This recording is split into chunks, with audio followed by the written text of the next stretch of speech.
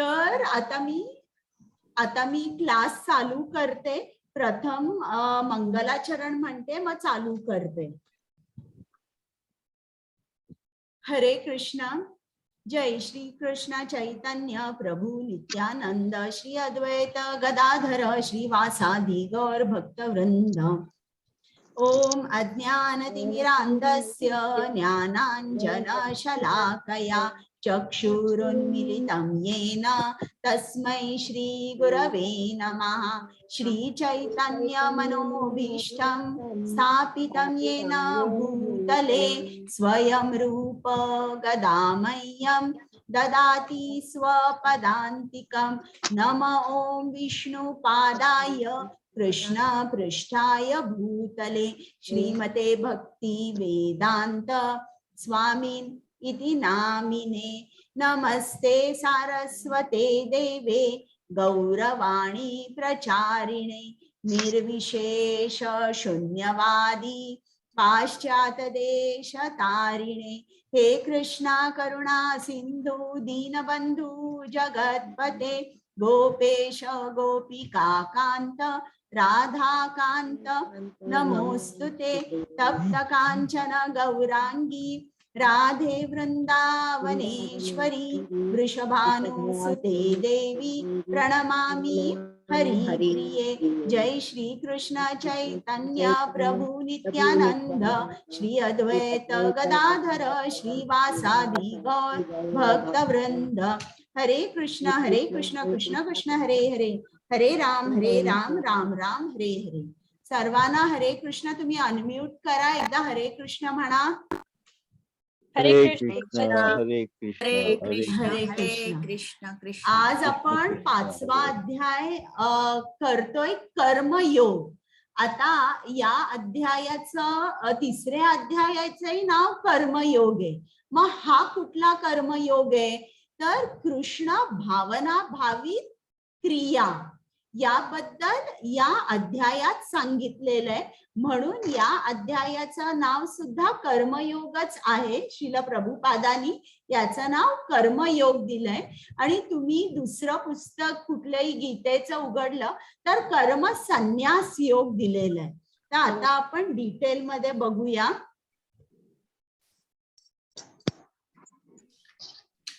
प्रथम ज्यांच्या आनंदासाठी मी भगवद्गीता सांगते आणि ज्यांच्या आनंदासाठी तुम्ही भगवद्गीता ऐकताय त्या श्री श्री राधा गोविंदांना माझा साष्टांग नमस्कार.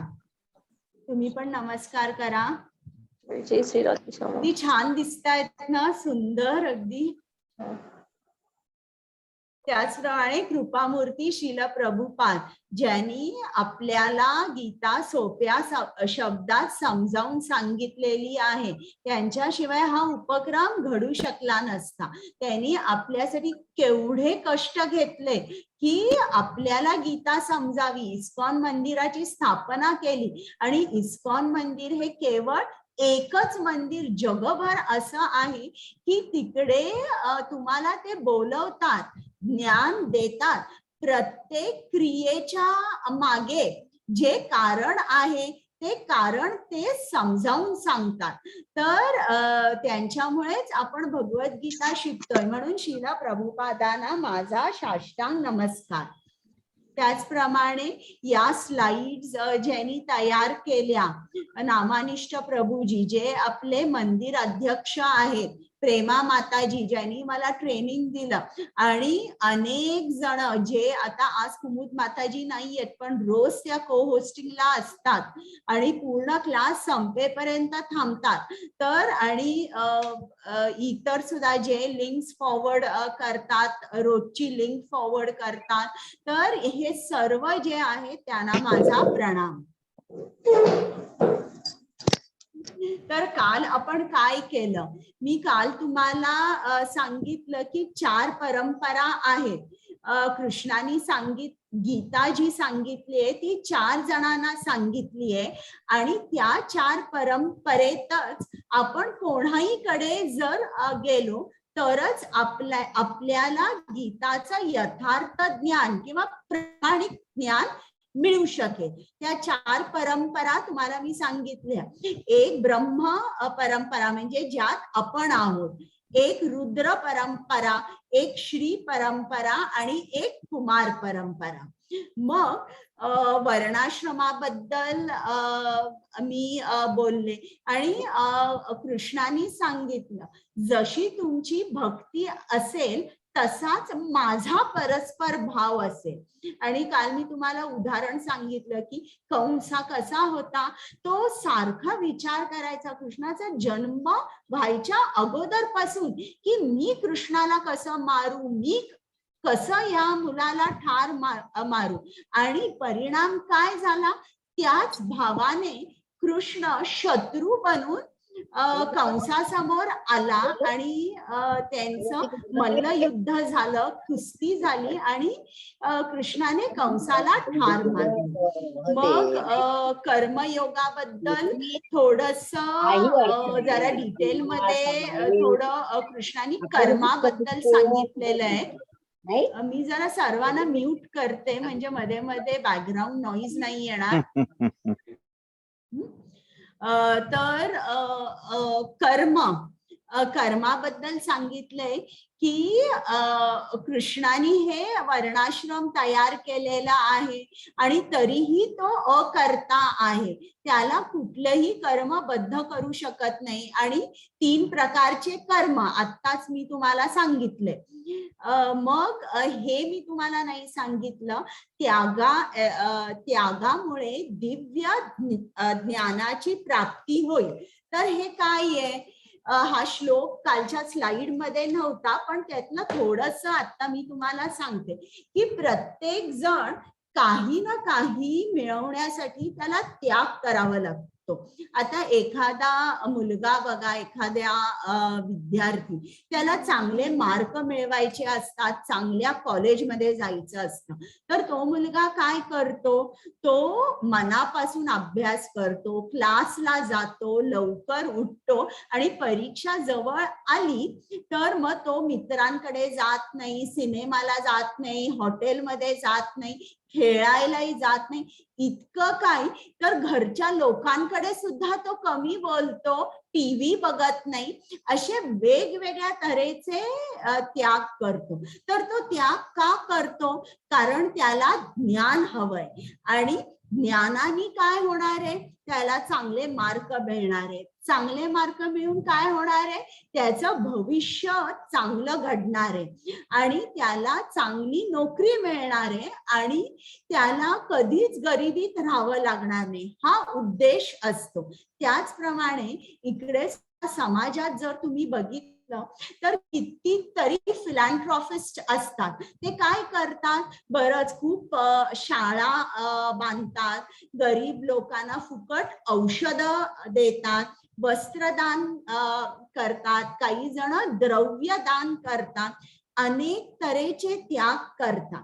मग हे त्याग ही लोक का करतात, कारण त्याग करून त्यांना ते एका लेवलला पोचतात जिकडे त्यांना पूर्ण ज्ञान मिळतं आणि ते ज्ञान मिळाल्यावर ते या भौतिक क्लेशातून, म्हणजे हे जे भौतिक क्लेश जे आपल्याला होतात, ज्ञान मिळाल्यावर पहिल्यांदा काय होतं, भौतिक जे क्लेश असतात किंवा मटेरियल मिझरीज असतात त्याच्यापासून आपण मुक्त होतो. आणि मुक्त झाल्यानंतर आपण काय करू शकतो, कृष्णाच्या भक्तीमध्ये आपण पूर्ण स्वतःला एंगेज होऊ शकतो. आपण म्हणजे पूर्ण भक्तीमध्ये रत होऊ शकतो 24/7. जेव्हा आपण या भौतिक क्लेशातून आपली सुटका होते तेव्हा आपण कृष्णाकडे जाऊ शकतो. म्हणून इकडे सांगितलंय, ज्याप्रमाणे मी तुम्हाला सांगितलं ना की एखादा विद्यार्थी कितीतरी गोष्टींचा त्याग करतो आणि मगच त्याला नॉलेज मिळतं. असं शक्य आहे का की त्यांनी कशाचाही त्याग केला नाही आणि त्याला ज्ञान मिळालं? शक्य नाहीये. आता त्याचप्रमाणे आपण एकसारखं फळाचा विचार करत बसलो, आपण कर्म करतोय, काम करतोय, ड्युटी करतोय, पण प्रत्येक क्षणोक्षणी फळाचा विचार करायला लागलो तर आपल्याला ज्ञान मिळेल का? आपलं मन कृष्णाकडे जाईल का? कृष्णाचा विचार करेल का? कृष्णाचा विचार करणार नाही. म्हणून हे त्यागाचं महत्व आहे. आणि हे मी परत तुम्हाला 17व्या अध्यायामध्ये याच्याबद्दल जरा डिटेलमध्ये सांगणार आहे. म्हणून इकडे कृष्णाने सांगितलंय की त्याग केल्यावर दिव्य ज्ञान प्राप्त होतं.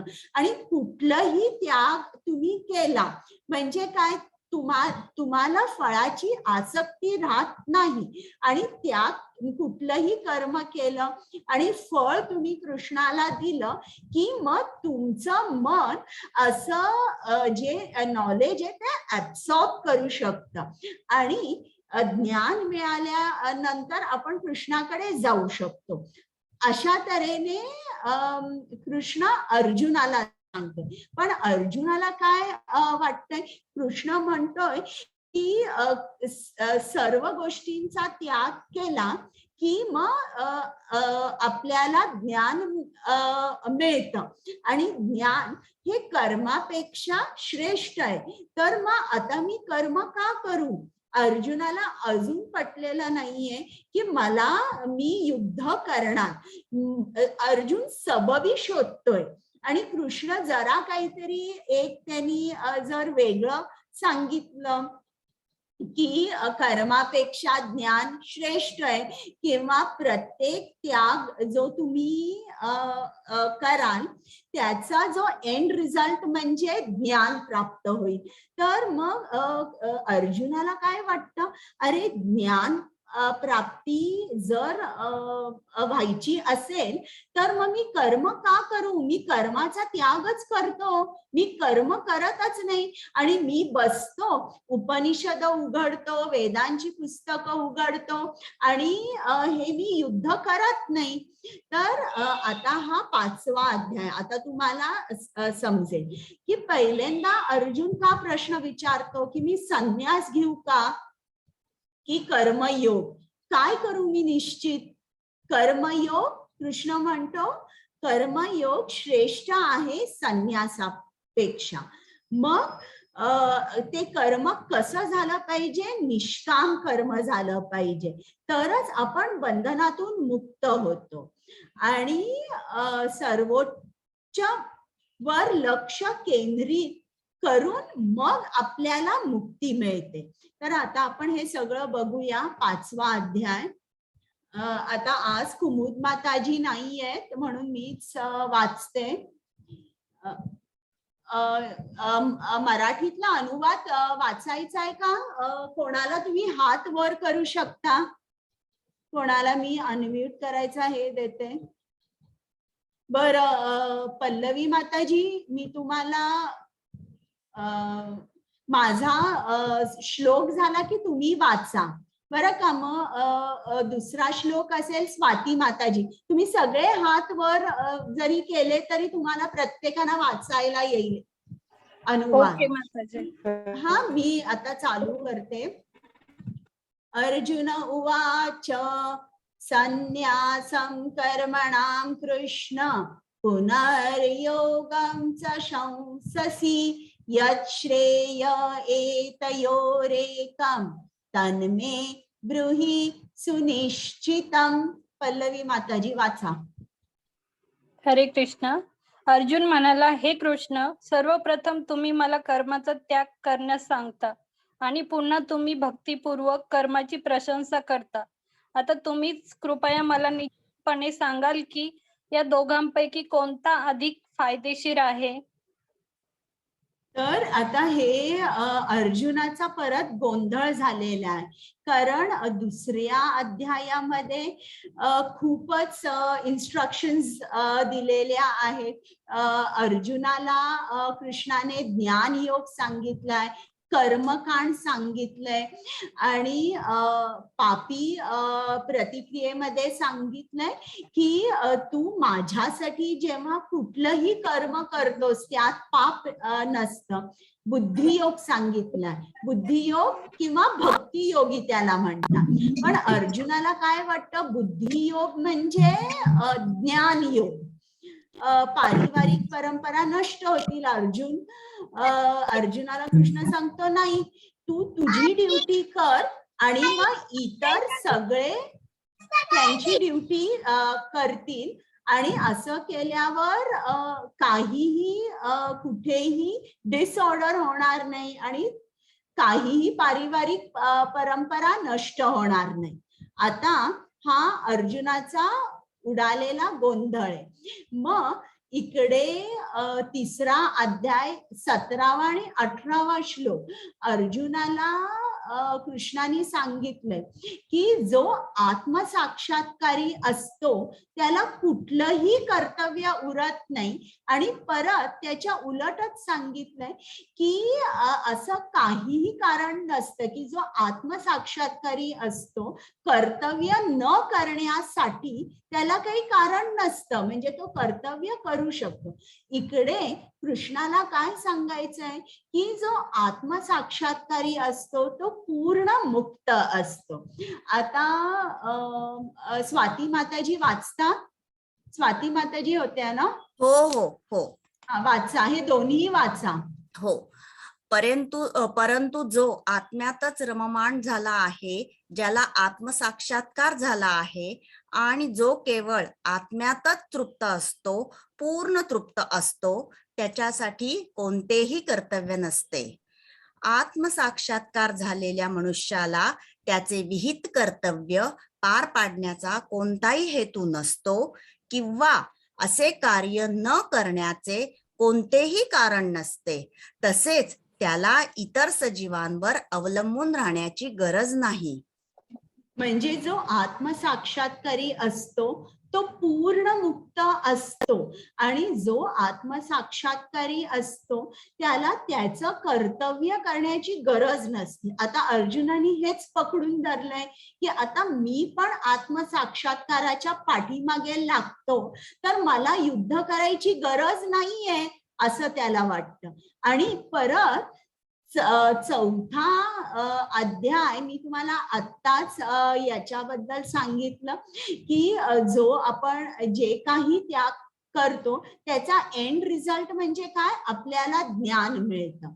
मग या श्लोकामध्ये आणि याच्या अगोदरच्या श्लोकांमध्ये सांगितलेलं आहे की ज्ञान यज्ञ हा श्रेष्ठ आहे. मग तो द्रव्य यज्ञापेक्षा श्रेष्ठ आहे, कर्म यज्ञापेक्षा श्रेष्ठ आहे, सर्वात श्रेष्ठ ज्ञान यज्ञ आहे. तर आता कोण वाचतंय हे? लक्ष्मी माताजी.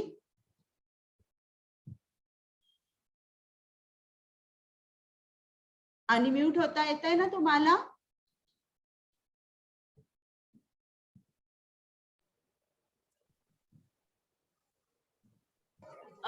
हा वाचा.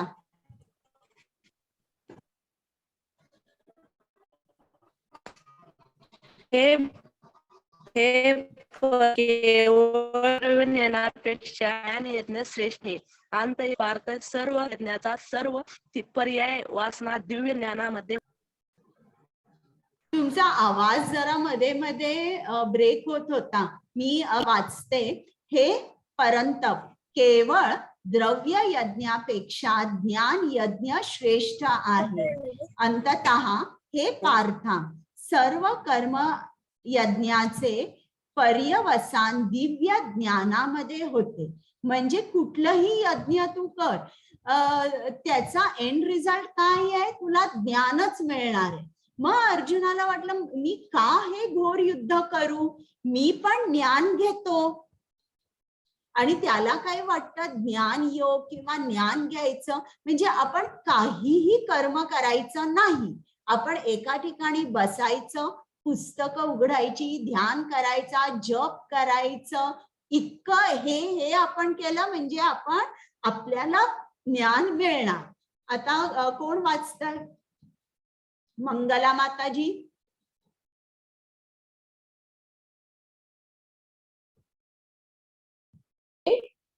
अंतःकरणात निर्माण झालेल्या शंकांचे ज्ञानाच्या शस्त्राने नाश केले पाहिजे. हे भरत, योगाने सज्ज होऊन उभे राहा आणि लढा. आता इतका वेळ तर कृष्णाने सांगितलंय की ज्ञान योग हे सर्वात श्रेष्ठ आहे. आणि मग इकडे तो अर्जुनाला असं का सांगतोय की आता तू उभा राहा आणि युद्ध कर.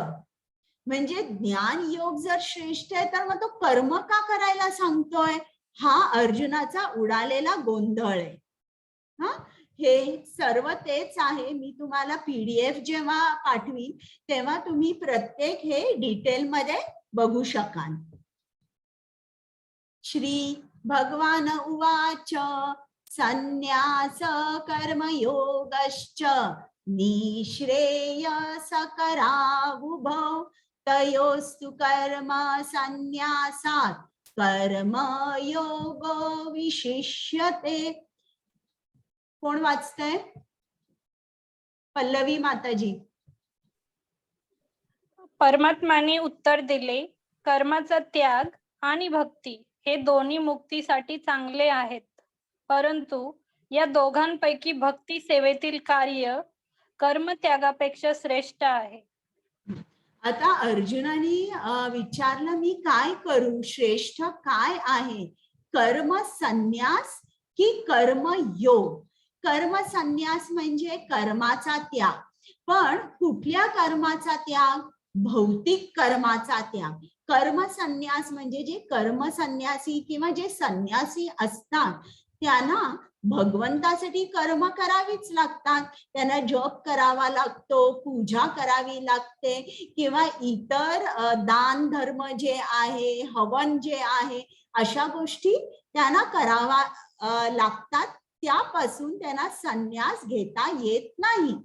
तर कर्माचा त्याग म्हणजे भौतिक कर्माचा त्याग. आणि म्हणजे अर्जुन काय विचारतो की कर्म संन्यास श्रेष्ठ आहे की कर्मयोग? कर्मयोग म्हणजे काय? मी तुम्हाला सांगितलं, जे कर्म आपण कृष्णाच्या आनंदासाठी करतो, कृष्णासाठी करतो, त्याला आपण कर्मयोग म्हणतो. आणि इकडे उत्तर दिलेलं आहे अर्जुनाला की कर्मयोग श्रेष्ठ आहे, कर्म संन्यास नाही. दोन्ही करून तुम्ही कृष्णापर्यंत पोहोचू शकता, पण श्रेष्ठ काय आहे? कर्मयोग. आता मी तुम्हाला प्रश्न विचारते, मला उत्तर द्या. समजा जर एक दोन माणसं आहेत, एक कर्म संन्यासी आहे आणि तो हिमालयात गेला आणि आपला जप वगैरे तो तिकडे जप ध्यान करत बसलेला. आणि दुसरे पण एक संन्यासी आहेत पण ते कर्मयोगी आहेत, जसे श्रील प्रभुपाद. ते काय हिमालयात गेले नाही, ते देशोदेशी गेले. त्यांनी कृष्ण नामाचा प्रसार केलेला आहे, लोकांसाठी भगवद्गीता लिहून ठेवलेली आहे. तर तुम्ही मला सांगा, या दोन्हीपैकी कोण चांगलं आहे आणि का? कोण उत्तर देतोय? मंगला माताजी.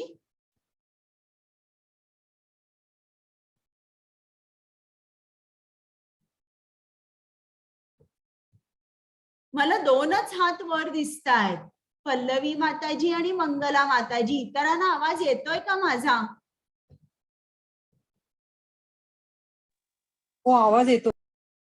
बरं, मग सांगा ना, तुम्हाला कुठला माणूस आवडेल जो हिमालयात गेलाय आणि एकटा बसून त्याचं जप ध्यान आणि सगळं करतोय, की जो माणूस कर्मयोग करतोय, जसे श्रील प्रभुपाद ते भगवद्गीता लोकांना समजावून सांगतायत, कृष्ण नामाचा प्रसार करतायत? तर खरा योगी किंवा श्रेष्ठ योगी कोण आहे?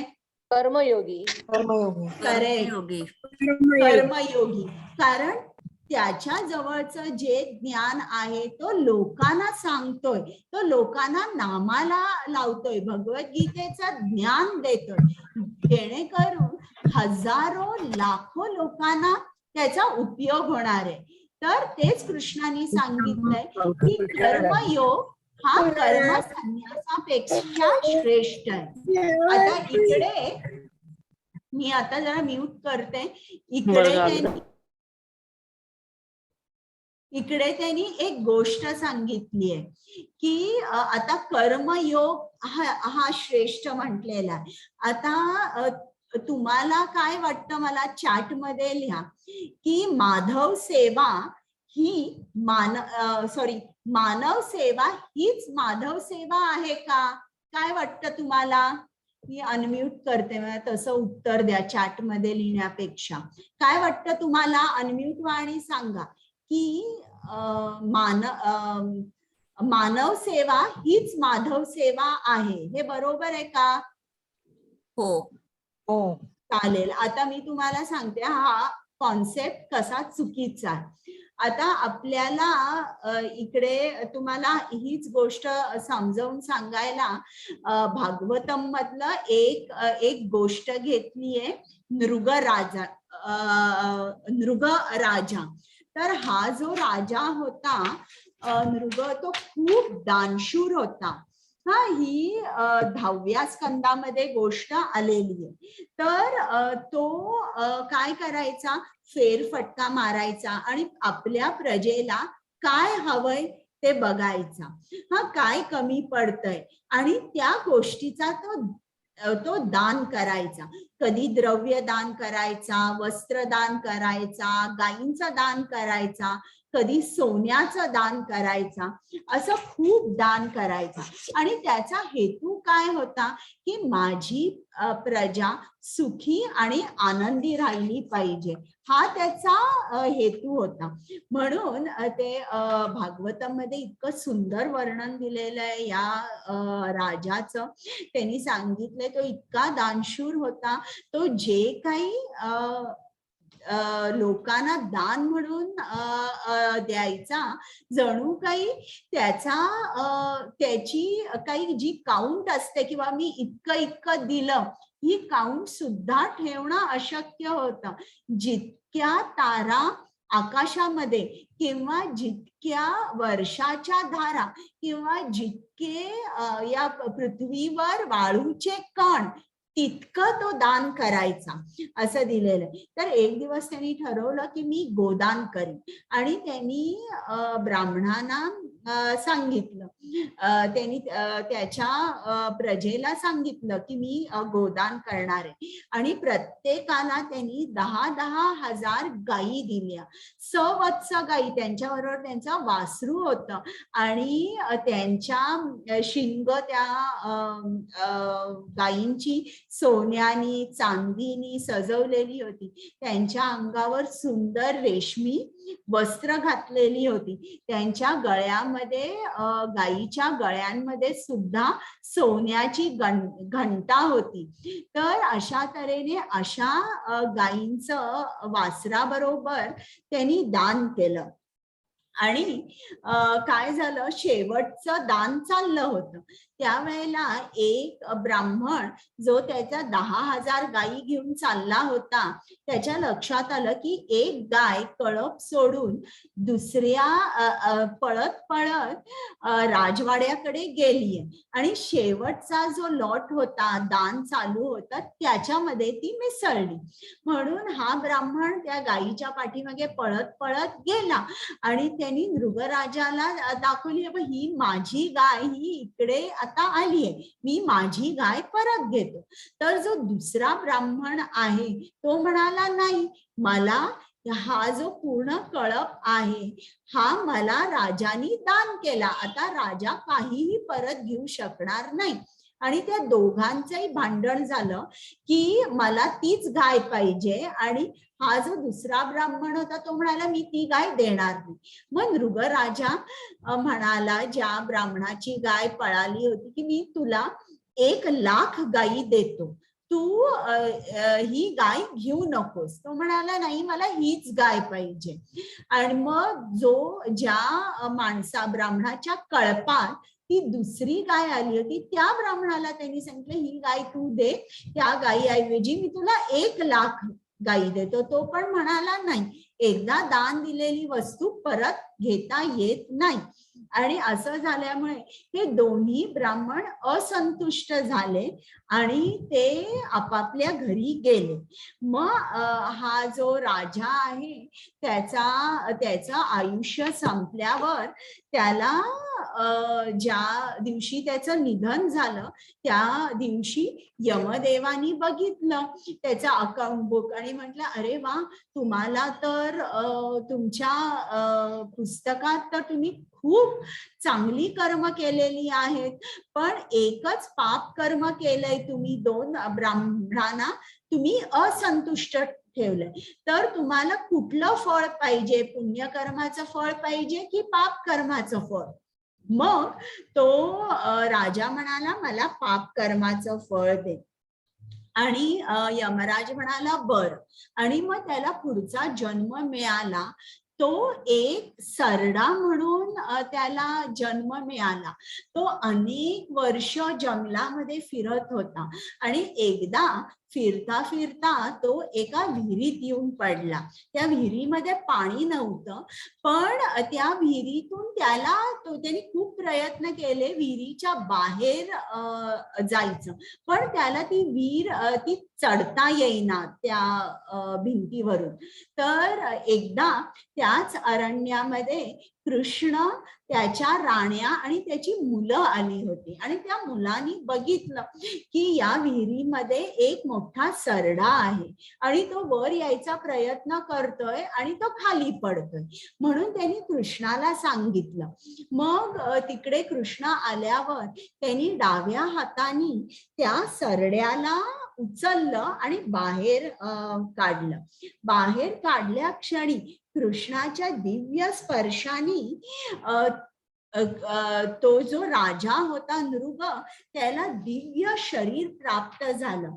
आणि दिव्य शरीर प्राप्त झाल्यानंतर नृगराजाला समजलं की मी काय चूक केली होती. मी दान धर्म खूप केला, पण कुठेही कृष्णाला मध्ये ठेवलं नाही. आणि कृष्णाला बघितल्यावर त्याला हे ज्ञान मिळाल्यावर त्यांनी कृष्णाला नमस्कार केला, खाली वाकून नमस्कार केला. आणि कृष्णाने सांगितलं, बघ, तुझ्यासाठी सुंदर विमान आलंय, आता तू स्वर्गामध्ये जा आणि तू आनंदाचा, सुखाचा उपभोग घे. कृष्णाने त्याला सांगितलं नाही, तू एवढा दान धर्म केलायस, आता तू माझ्याकडे ये, गोलोक वृंदावनात ये, आता परत तुला जन्म नाही. मृगराजाने काय केलं, तो विचार चांगला होता, माझी प्रजा सुखी पाहिजे, माझी प्रजा आनंदी पाहिजे. पण दान करताना कुठेही कृष्ण मध्ये नव्हता. पण परिणाम काय झाला, हा दानशूर होता, चांगला होता.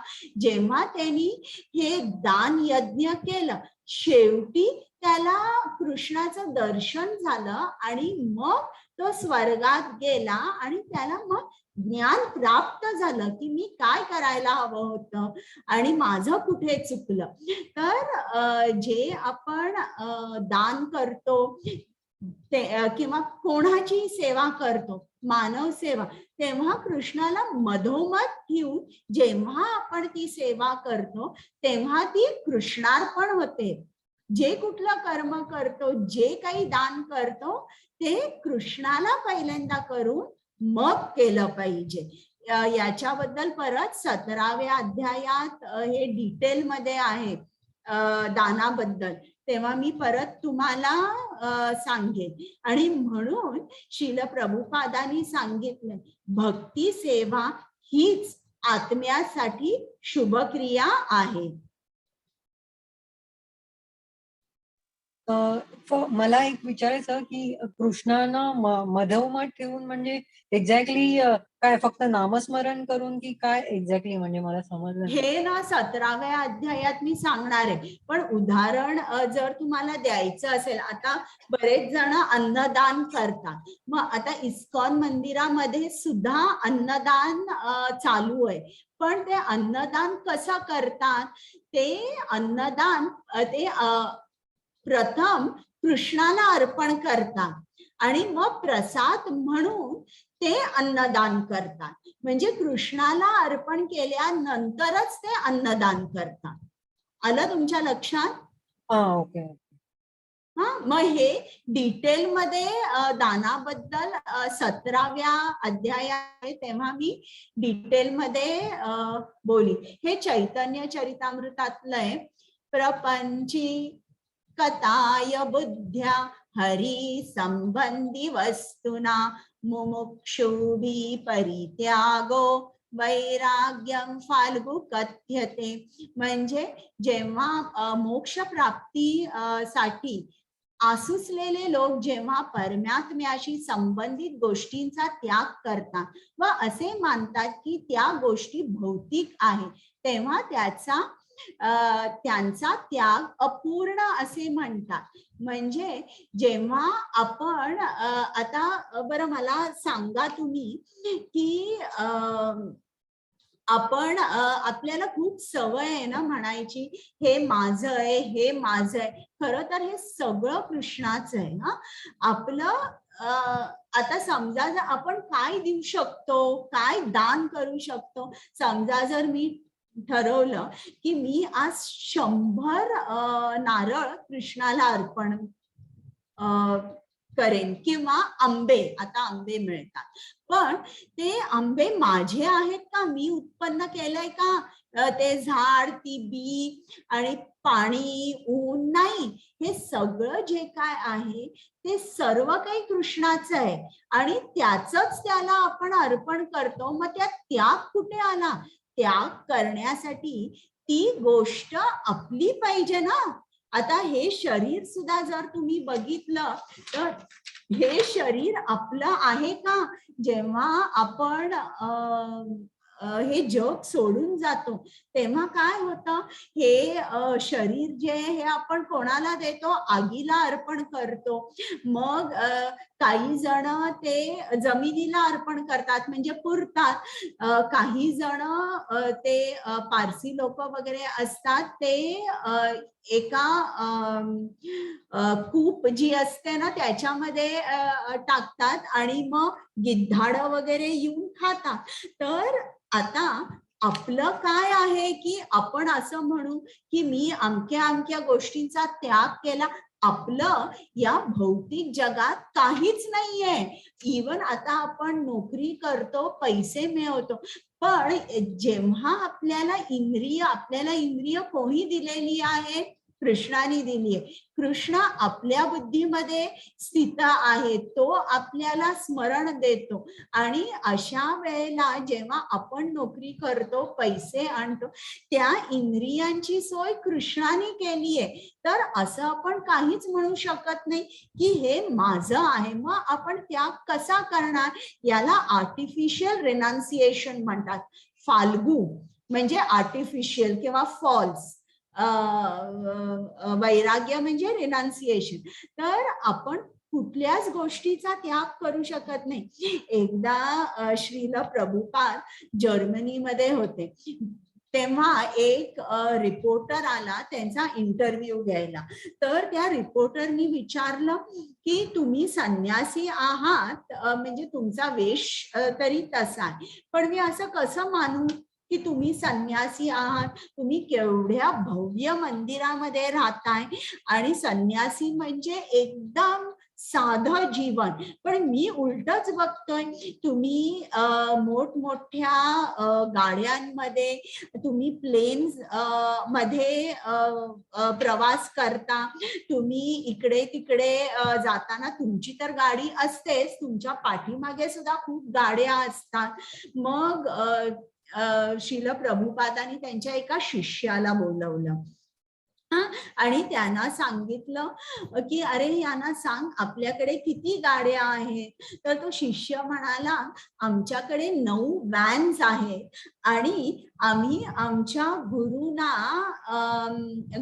गुरूंच्या सेवेसाठी एक सोन्याची गाडी ठेवलेली आहे. मग श्रील प्रभुपाद म्हणाले की हे काय तुम्हाला वाटतं का हे सगळं माझं आहे? माझं काहीच नाहीये, हे सगळं कृष्णाचं आहे आणि कृष्णाने दिलेल्या या सर्व गोष्टी आम्ही कृष्णासाठीच वापरतो, कृष्णाच्या सेवेसाठी वापरतो. म्हणजे श्रील प्रभुपाद म्हणतात आपल्याला कुठल्या गोष्टीचा त्याग करता येत नाही, कारण आपली ती गोष्टच नसते. म्हणजे we cannot renounce anything because nothing belongs to us. म्हणून प्रभुपाद म्हणतात जे काही आहे, ज्या काही वस्तू आहेत, ते भौतिक जे काही आहे ते आपण कृष्णासाठी वापरलं पाहिजे. म्हणजे ती गोष्ट भौतिक राहत नाही, ती दिव्य होते, ती आध्यात्मिक होते किंवा स्पिरिच्युअल होते. ज्याप्रमाणे ते उदाहरण देत होते की हा मायक्रोफोन आहे, या मी लेक्चर देताना मायक्रोफोनचा वापर करतो. मग हा जो मायक्रोफोन आहे, मी म्हणू शकत नाही ही भौतिक गोष्ट आहे, ही आध्यात्मिक गोष्ट आहे आणि मी मायक्रोफोनचा जो वापर आहे तो कृष्णासाठी करतो. म्हणजे कुठल्याही ज्या गोष्टी असतील, जेव्हा आपण त्याचा वापर कृष्णासाठी करतो तेव्हा ते जे वैराग्य आहे ते खरं वैराग्य असं म्हटलं पाहिजे.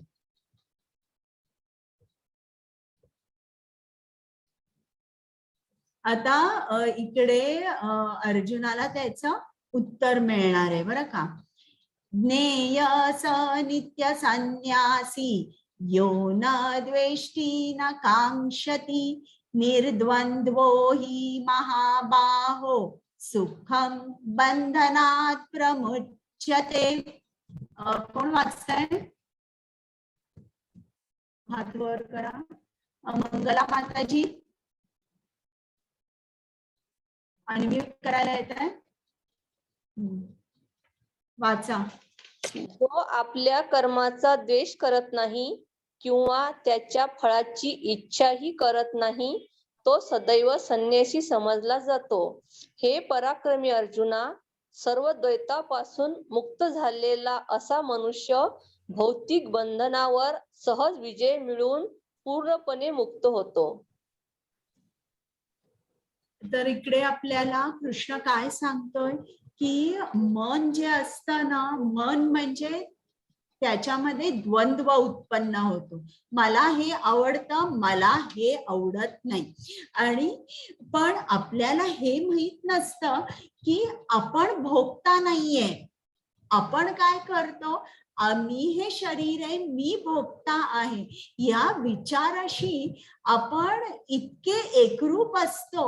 म्हणून जे काही मला हे आवडत नाही मग आपल्याला त्याचा त्रास होतो. पण जेव्हा आपण असं ओळखतो की कृष्ण हा सुप्रीम एन्जॉयर आहे, तो भोगता आहे, तेव्हा आपल्याला ही जी द्वंद्व जी मनामध्ये उठतात यात मग आपण त्याच्यामध्ये आपल्याला त्रास होत नाही किंवा आपलं सफरिंग होत नाही. तर कृष्ण काय म्हणतो की या द्वंद्वाच्या तुम्ही वर जेव्हा उठता तेव्हा तुम्ही संन्यासी होता. मग आज हे आपण आणि डिटेलमध्ये बघणार आहोत.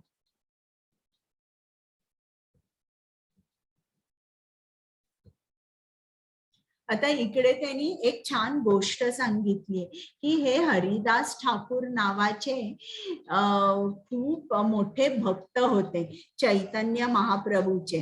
आणि हे हरिदास ठाकूर मुस्लिम होते बरं का. पण जरा सांगायचं त्यांचं पूर्वजन्माचं तर ब्रह्मदेव जे होते त्यांनी तुम्हाला ब्रह्मविमोह लीला माहिती असेल की एकदा ब्रह्मानी बघितलं वृंदावनामध्ये कृष्ण इतर त्याच्या गोप बालमित्रांबरोबर बसून मनामध्ये जेवतोय, खूप मजा करतोय. तर त्याला खरं वाटलं की खरंच की कृष्ण हा खरंच परमेश्वर आहे का, खरंच कृष्ण हा सुप्रीम आहे का, अशी मनामध्ये त्यांच्या डाऊट आली. आणि त्यांनी काय केलं, चला आता बघूया खरोखर कृष्ण सुप्रीम आहे का. आणि त्यांनी त्या सगळ्या त्याच्या मित्रांना आणि गाई वासरं या सर्वांना पळवलं. आणि इकडे कृष्ण गेला होता गाई आणायला, गेला होता तो. आणि तो की कुठे गेला होता, आल्यानंतर त्यांनी बघितलं, अरे माझे कोणी मित्र नाही, आता कसं काय, कुठे गेले. आणि मग त्याच्या लगेच लक्षात येतं की ब्रह्मदेवानी या सर्वांना नेलंय म्हणून तो आयडेंटिकल, तो स्वतःचा विस्तार करतो. आणि तसेच आयडेंटिकल जसे होते तसे गोप निर्माण होतात. आणि मग तो घरी घेऊन जातो त्या सर्वांना. आणि मग ती मुलं आपापल्या घरी जातात. आणि मग ब्रह्मदेवाला आपली चूक लक्षात येते. तो सगळ्यांना परत करतो, पण तोपर्यंत 1 वर्ष झालेलं असतं. तर जेव्हा ही गोष्ट होते, मग त्याच्यानंतर ब्रह्म माफी मागतो कृष्णाची. आणि मग तो नवद्वीप धामामध्ये जातो आणि तिकडे बसून तो ध्यान करतो आणि प्रायश्चित करतो. आणि ध्यानामध्ये त्याच्या चैतन्य महाप्रभू येतात की जे कृष्णच असतात. आणि ते सांगतात की मी या पृथ्वीवर मी अवतरित होणार आहे. आणि तेव्हा ब्रह्मा, तू पण इकडे हरिदास ठाकूर म्हणून जन्म घेशील आणि तू माझा अगदी निकटचा, खूप जवळचा भक्त असशील, असं सांगितलं. आणि मग हे हरिदास ठाकूर यांचा जन्म बांगलादेशमध्ये झाला. आणि हे मुस्लिम होते. आणि मुस्लिम असून सुद्धा ते जेव्हा चैतन्य महाप्रभूंना भेटले किंवा चैतन्य महाप्रभूच्या जरा अगोदरपासूनच ते नाम घेत होते, हरे कृष्ण कृष्ण कृष्ण हरे हरे, हरे राम राम राम हरे हरे. आणि जे मुस्लिम होते, जेव्हा कोणी कृष्णाचा भक्त असतो तो नॅचरली खूप प्रसिद्ध होतो, खूप फेमस होतो. आणि बरीच लोक त्यांना भेटायला यायची. तर त्यांना जेव्हा इतर मुसलमानांना समजलं तर त्यांना खूप राग आला. म्हणून त्यांनी काय केलं की एक वेश्या होती, तिला पाठवलं. का पाठवलं, यांची बदनामी आपण करूया म्हणून. मग ती वेश्या आली. आणि हरिदास ठाकूर होते, त्यांनी ओळखलं. आणि ती तिकडे आल्यानंतर ती वेश्या म्हणाली त्यांना, मला तुमच्याकडे काहीतरी बोलायचं. मग ते म्हणाले, बरं तुम्ही जरा बसा, माझा मंत्र जप झाला की मी तुमच्याकडे बोली. म्हणून ती बाहेर वरांड्यात बसली आणि हे नामजप करत होते. ते किती नामजप करायचे दिवसाला, 3 लाख नामजप करायचे बरं का. तर ते जप करायचे आणि पूर्ण रात्र गेली, त्यांचा जप चालूच होता. मग सकाळ झाल्यावर ही वेश्या आपल्या घरी गेली. दुसऱ्या दिवशी संध्याकाळी आली, दुसऱ्या दिवशी तेच झालं, तिसऱ्या दिवशी संध्याकाळी आली, तिसऱ्या दिवशी तेच झालं. आणि शेवटी ती खूप चिडली हरिदास ठाकूरांवर.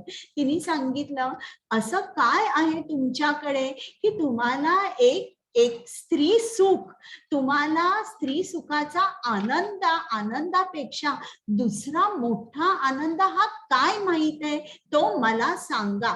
माझ्यासाठी कितीतरी माणसं थांबून राहतात, मी कोणासाठी कधीच थांबले नाही. तर हा आनंद जो स्त्री सुखापेक्षा सुद्धा मोठा आहे, हा कोणता आनंद आहे, मला सांगा.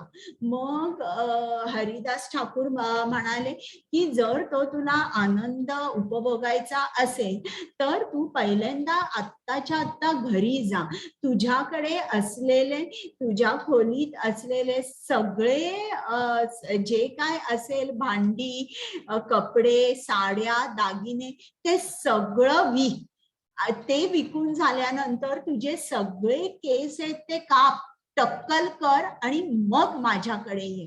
आणि खरंच ही वेश्या जी आहे ती घरी गेली, तिच्याकडे असलेल्या साड्या, दागिने, पैसे या सगळ्याचं तिने दान केलं आणि हरिदास ठाकूरांकडे सगळे केस कापून ती आली. हरिदास ठाकूरांनी तिला जपमाळ दिली, हरे कृष्णाचा मंत्र सांगितला आणि सांगितलं तिकडे माझ्या अंगणामध्ये तुळशी आहे, तिकडे बस आणि जप कर. आणि खरोखरच ती जप करायला लागली आणि हरिदास ठाकूर तिकडनं निघून गेले. तर हा परिणाम होतो जेव्हा आपण शुद्ध भक्ताच्या काही काळासाठी जेव्हा आपल्याला त्याचा संग मिळतो तेव्हा आपण सुद्धा शुद्ध होतो. मग पुढे ही वेश्या जी आहे ही मोठी वैष्णवी झाली आणि तिच्या दर्शनाला सुद्धा अनेक माणसं लांबून लांबून यायची. तर ही हरिदास ठाकूरांची गोष्ट आहे. ब्रह्मण्यादाय कर्माणि संगम त्यक्त्वा करोति यः लिप्यते न स पापेन पद्मपत्रम इव अंबसा. जो मनुष्य आसक्तीशिवाय आपले कर्तव्य करतो, परमात्म्याला समर्पण करतो, त्याच्यावर पाप कर्मांचा प्रभाव पडत नाही. जसे कमळाच्या पानाला पाण्याचा स्पर्श होत नाही. म्हणजे आपण आपलं जेव्हा फळाशी आपण आसक्ती ठेवत नाही तेव्हा ते कर्म कसं होतं, ते पूर्ण कृष्णाला समर्पण केल्यासारखं होतं.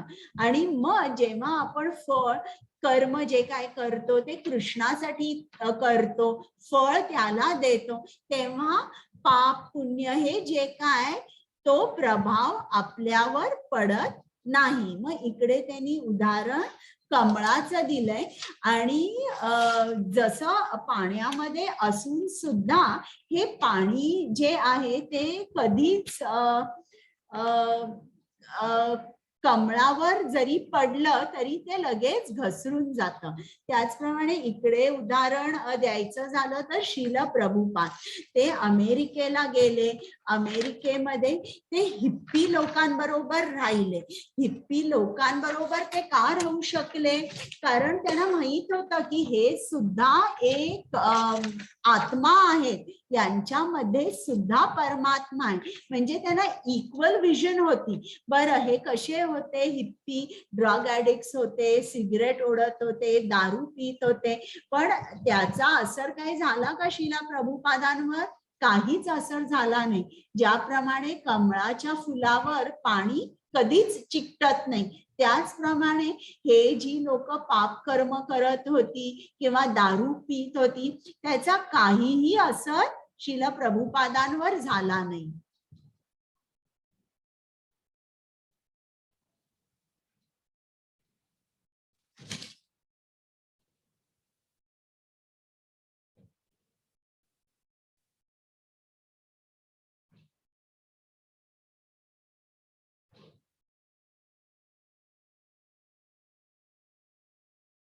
आता इकडे आपल्याला उदाहरण मिळणार आहे की नम्र म्हणजे काय? तर आता मी श्लोक वाचते.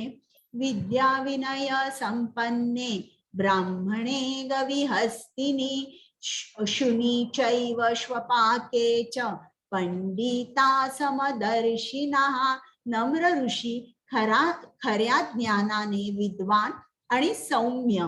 ब्राह्मण एक गाय, एक हत्ती, एक कुत्रा आणि कुत्रा खाणारा बहिष्कृत समान दृष्टीने पाहतो.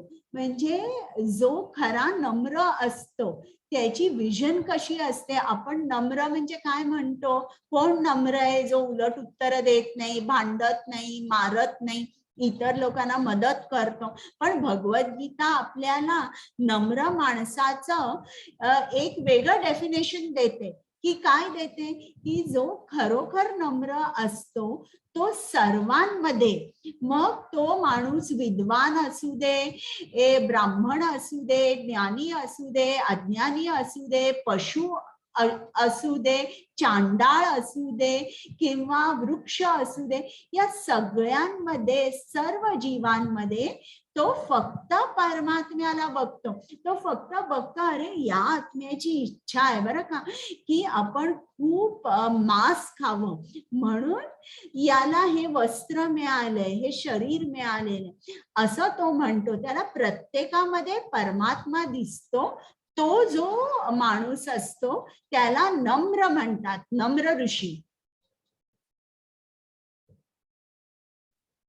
येहि संस्पर्शजा भोगा दुःख योनय एव ते आद्यन्तवन्त कौन्तेय न ते शूरमते बुधः. एक बुद्धिमान व्यक्ती दुःखाच्या स्रोतांमध्ये भाग घेत नाही, जे भौतिक इंद्रियांच्या संपर्कामुळे होते. हे कुंतीपुत्र, अशा सुखांना आरंभ आणि अंत असतो आणि त्यामुळे ज्ञानी मनुष्य त्यात आनंद मानत नाही. आता हे आपण आणि जास्त समजावून घेऊया. आता आपण बघूया ॲनिमल किंगडम मध्ये आपल्याला काय काय दिसतं.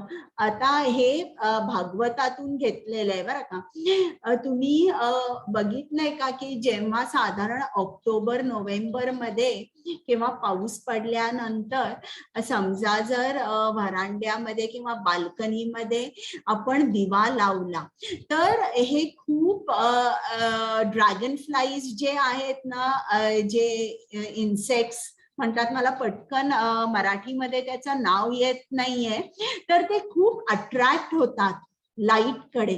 आणि दुसऱ्या दिवशी जर तुम्ही बघितलं ना, तर ते सगळे मरून पडलेले असतात. तर हे जे किडे आहेत, हे कसे आहेत, त्यांची जी सेन्स ऑफ विजन आहे किंवा डोळे, ही जी इंद्रिय आहे ही खूप बलवान आहे आणि ती प्रकाशाकडे खूप आकर्षित होतात. पण जेव्हा ते आकर्षित होतात आणि जातात, तोच त्यांचा मृत्यू सुद्धा लगेच होतो. तर तो जो इंद्रिय, सेन्स ऑफ विजन, त्यांना खूप लवकर त्यांच्या मृत्यूकडे घेऊन जातो. हे त्यांना समजत नाही. मग समजा जर एखाद्या हरणाला पकडायचं असेल, तर हरणाचं काय असतं, सेन्स ऑफ हिअरिंग, म्हणजे त्याचे कान जे असतात त्याला संगीत ऐकायला खूप आवडतं. मग जर त्याला पकडायचं असेल तर जो शिकारी असतो तो छान बासरी जर वाजवली तर ते हरण आकर्षित होतं, ते येतं आणि जाळ्यामध्ये सापडतं. म्हणजे त्याचे जे कान आहेत, ती जी इंद्रिय आहेत, ज्यांनी त्याला छान संगीत ऐकू येतं, त्यांनीच त्याचं मरण येतं. आता हा भुंगा दाखवलेला आहे. हा भुंगा जो आहे हा लाकडातून सुद्धा पोखरून दुसऱ्या बाजूने बाहेर येऊ शकतो. पण हा जो भुंगा आहे त्याचा सेन्स ऑफ स्मेल इतका स्ट्रॉंग आहे की एका कमळाच्या किंवा फुलाच्या सुगंधाने तो इतका आकर्षित होतो की तो तिकडे जातो आणि तिकडेच बसतो. तो संध्याकाळ होते, फूल बंद होतं, पण तरी तो त्याच धुंदीत असतो, मला आणि वास घ्यायचाय आणि वास घ्यायचाय. आणि शेवटी तिकडे ऑक्सिजन नसल्यामुळे त्याचं मरण येतं. म्हणजे इकडे विच सेन्स ऑफ स्मेल, त्याचं जे नाक, हे जे इंद्रिय आहे हे त्याला त्याच्या मरणाकडे घेऊन जातं. आता मासा, त्याची जिव्हा जी आहे ही खूप स्ट्रॉंग आहे. जिव्हा काय करते, काही दिसलं, तुम्ही मासे बघितले का, ते सारखं तोंड उघडतात, त्यांना काही नवीन दिसलं तर खायचं असतं. त्याच्यामुळे जी बेट असते, जो कोळी असतो, तो काहीतरी खाण्याची गोष्ट अडकवतो, ती खाण्यासाठी तो जातो आणि तो अडकतो आणि त्याचा मृत्यू होतो. म्हणजे इकडे त्याची सेन्स ऑफ टेस्ट किंवा त्याची जिव्हा ही इतकी स्ट्रॉंग आहे की ती त्याला मृत्यूकडे घेऊन जाते. आता पुढच्या स्लाइड मध्ये त्यांनी एक हत्ती दाखवलाय की समजा जर एका हत्तीला मादी हत्तीला एका हत्तीला पकडायचं असेल तर ते जे शिकारी असतात ते मोठा खड्डा खणतात, त्यावर गवत ठेवतात आणि दुसऱ्या बाजूला मादी हत्ती ठेवतात आणि हा जो हत्ती होतो मादी हत्तीला बघून त्याला स्पर्श हवा असतो तिचा आणि त्यासाठी तो जोरात पळतो आणि पळता पळता या खड्ड्यामध्ये तो पडतो आणि त्याला बाहेर येता येत नाही. तर त्या मादी हत्तीमुळे त्याला मरण येतं किंवा तो अडकतो कायमचा.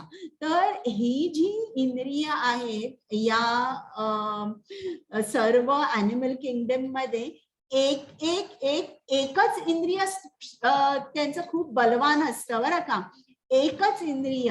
आणि आपण जे आहोत मनुष्य, आपल्यामध्ये पाचीच्या पाची इंद्रिय बलवान असतात. म्हणजे आपण किती झपाट्याने आपल्या मृत्यूकडे जातोय हे बघा. मृत्यू म्हणजे काय, जन्म मृत्यूचं चक्र, आपण त्याच चक्रामध्ये अडकतो.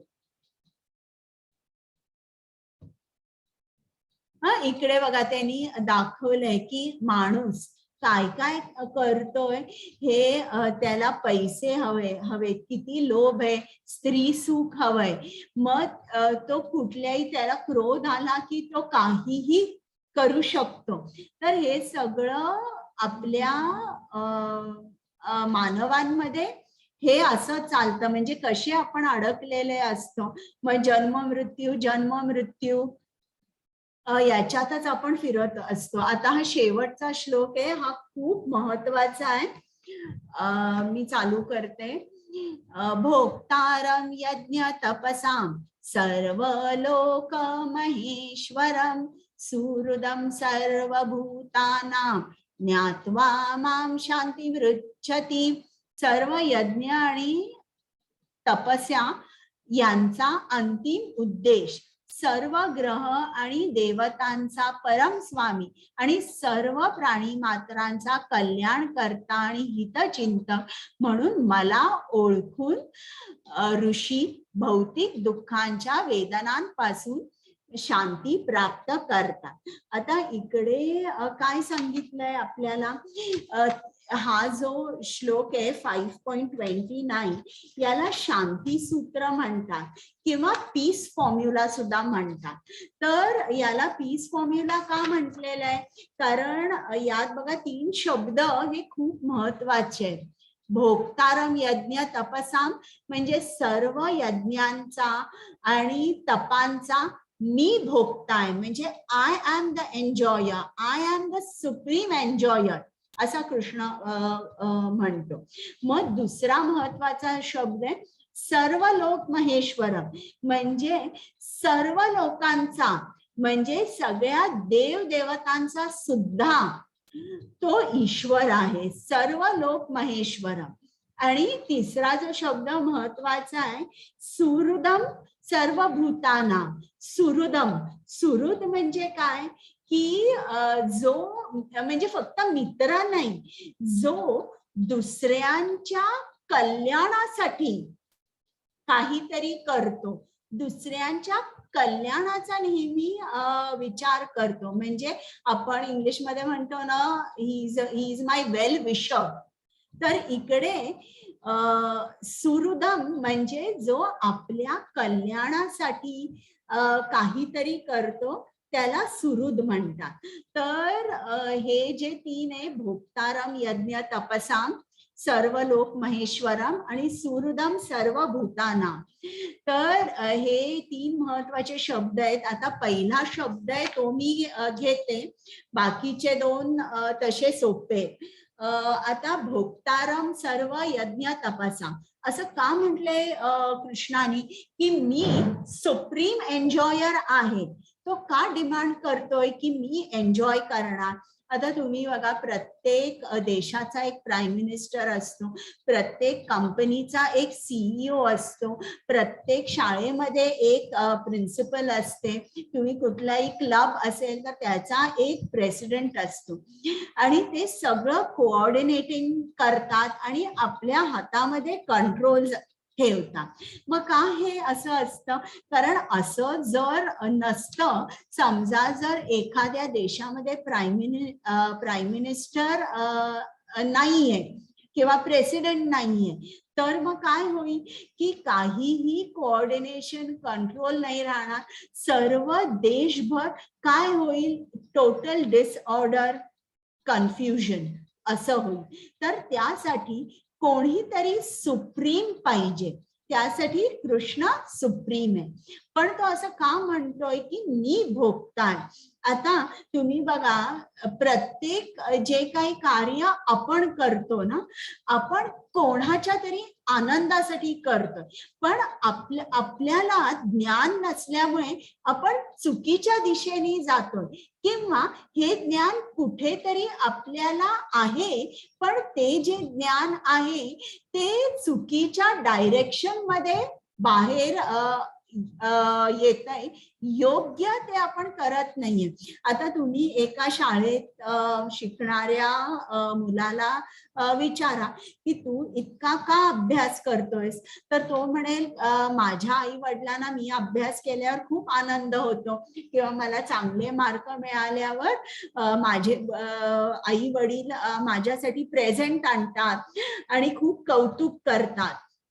तर मला माझ्या आई वडिलांच्या आनंदासाठी अभ्यास करायचा.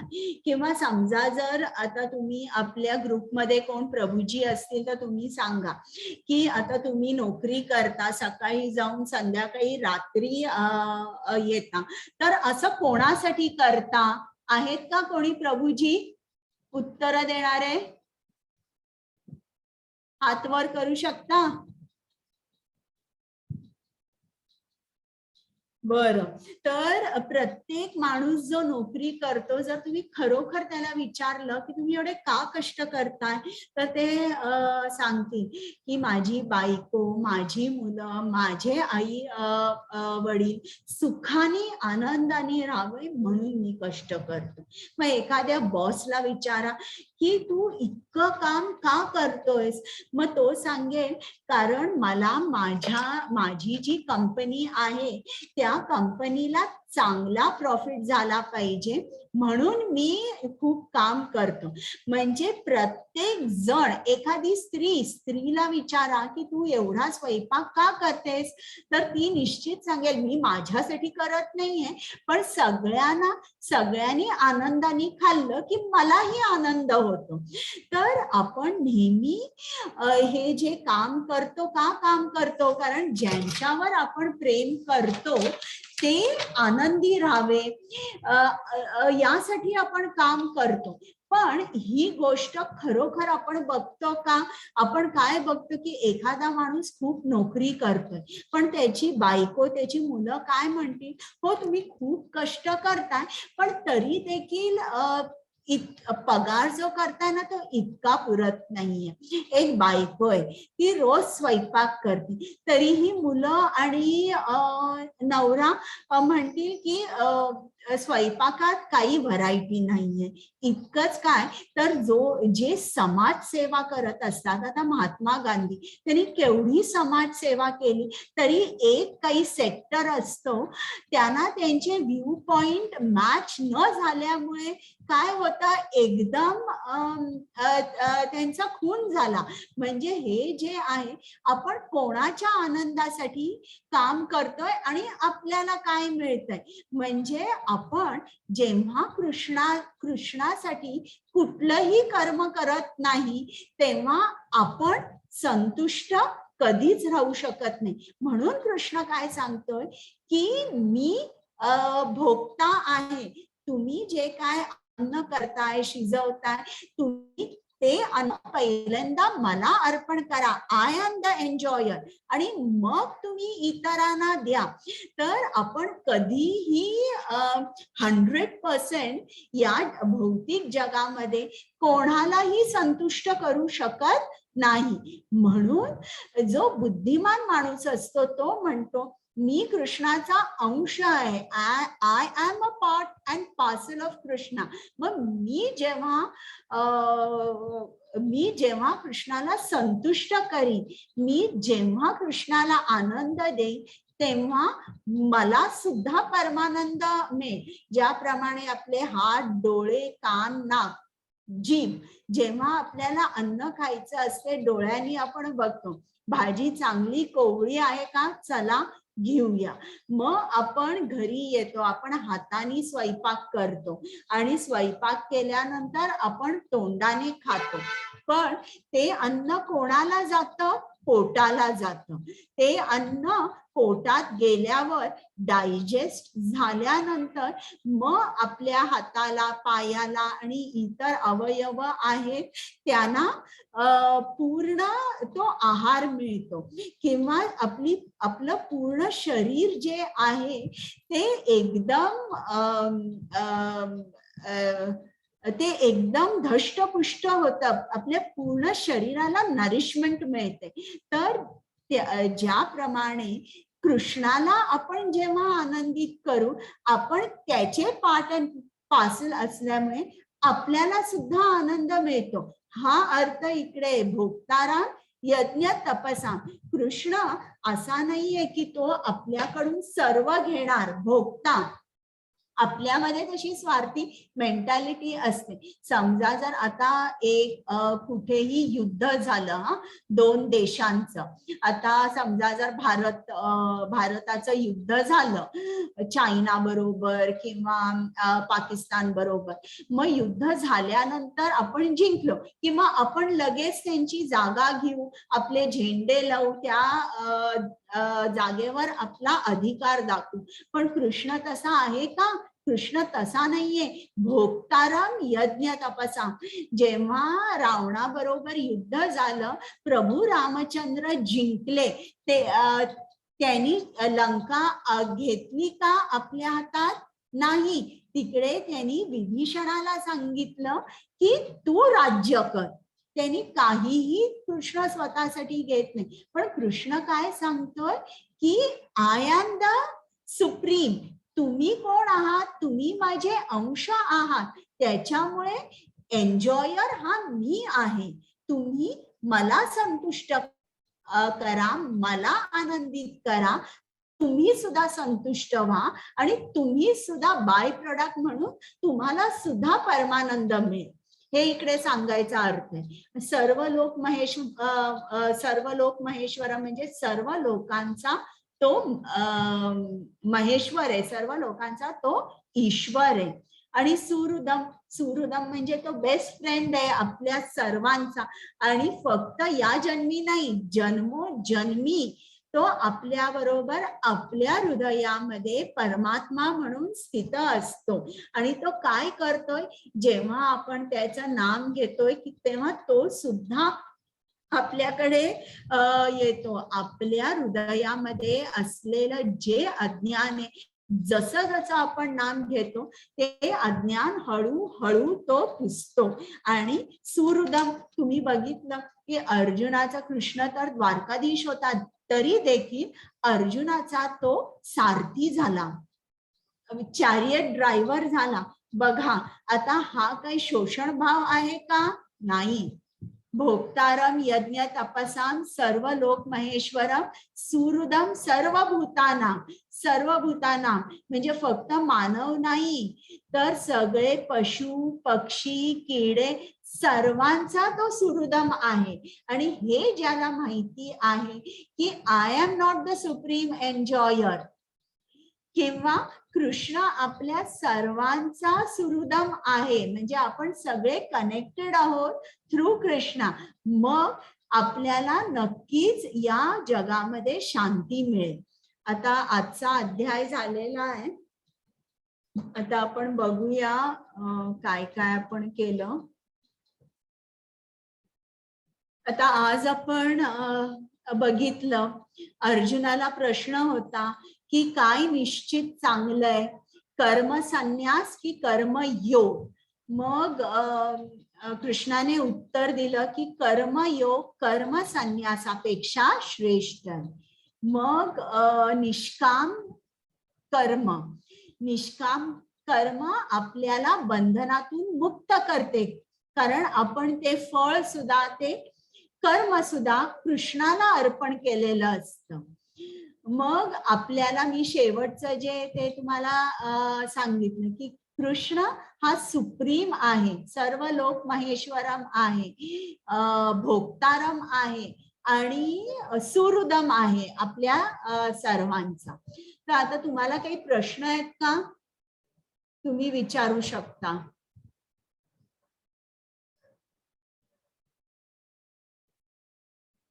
मी रेकॉर्डिंग बंद करते.